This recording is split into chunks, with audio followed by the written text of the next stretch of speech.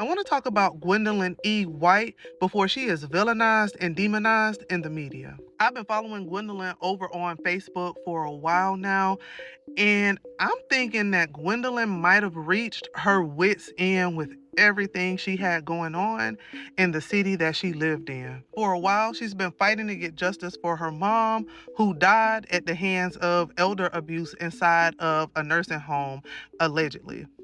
Gwendolyn also shared publicly on her Facebook a lot about how she has felt harassed and how she felt like no one was taking her claims seriously about what had happened to her mother. Now, I'm going to show y'all some very graphic photos. So if you watch after this point, um it's bad. I am in no way trying to justify her shooting at these lawyers outside of this courthouse. However, I do think that this is a very nuanced and multi-dimensional situation here, especially as the police are likely looking at motives and her mindset just beyond what took place outside of the courthouse. So here's the backstory. On Friday, May 22nd, 2026, 57-year-old Gwendolyn White showed up to the Wake County Courthouse in Raleigh for a hearing tied to an ongoing legal dispute she had with Rolesville Police Department. The situation actually goes back years, but back in 2021, police responded to some type of verbal altercation involving Gwendolyn and two neighbors. Nobody was criminally charged, but afterwards, the neighbors reportedly filed for a civil no contact order.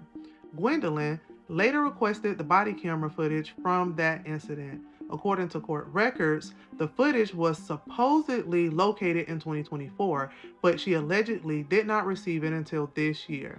After that, she started filing motions accusing the police department of withholding evidence, and she wanted certain legal actions reopened.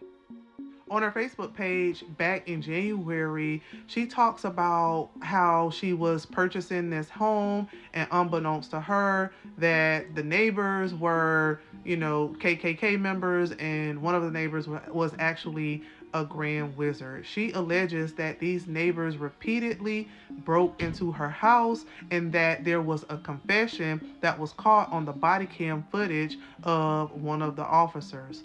Gwendolyn feels like the Rolesville Police Department police chief and others just kind of was giving her the runaround. They said the video was deleted, and Gwendolyn went to great lengths, in my opinion, to try to get this body cam footage. And I think that this was one of the situations that kind of led to where we are now. Now let's fast forward to Friday morning.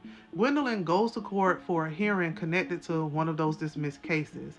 Police say that she became belligerent during the hearing and eventually left the courtroom. Then, according to investigators, she went to her vehicle, got a handgun, and approached two attorneys outside of the courthouse in an alley. Those attorneys were Mary Harris and Jeffrey Whitley. They represented the town of Rolesville in the legal dispute against Gwendolyn.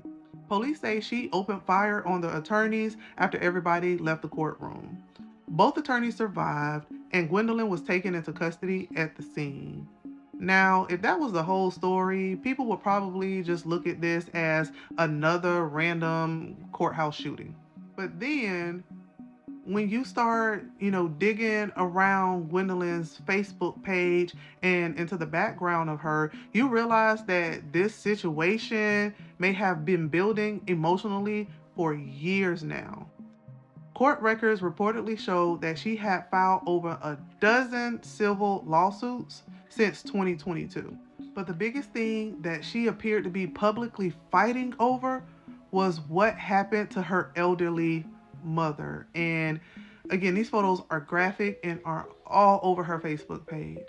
For over a year and a half, Gwendolyn had been accusing North Carolina DHHS, Wake County Adult Protective Services, and a nursing facility for allowing her 90-year-old mother to suffer severe neglect while under state guardianship. And the allegations are horrible.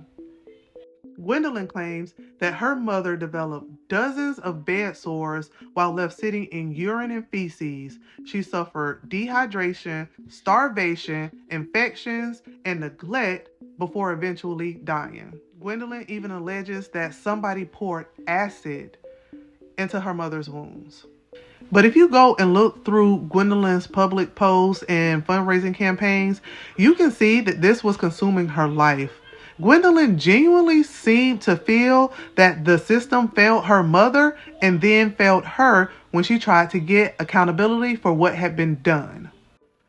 And honestly, looking at the timeline, I can't help but feel like Gwendolyn may be a woman who psychologically reached her limit and snapped.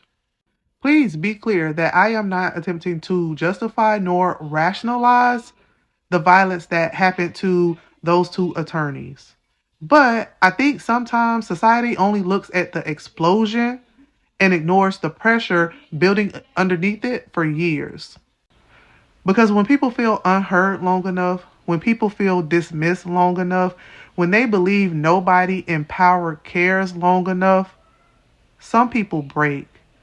And that's what makes this case so disturbing to me. Did Gwendolyn reach her breaking point?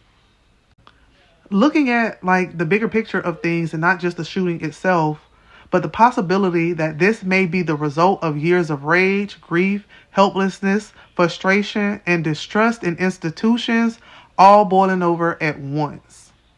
And now, Gwendolyn White is facing 2 counts of attempted murder while investigators continue to look into the motive.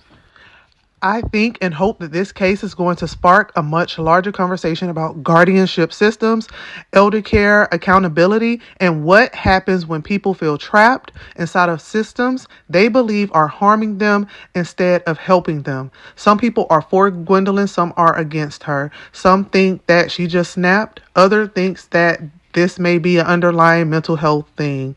Either way, honestly, in the comments, let me know what you think. And as always, please like, share, and save this post. And I will see you all in the next one. Bye.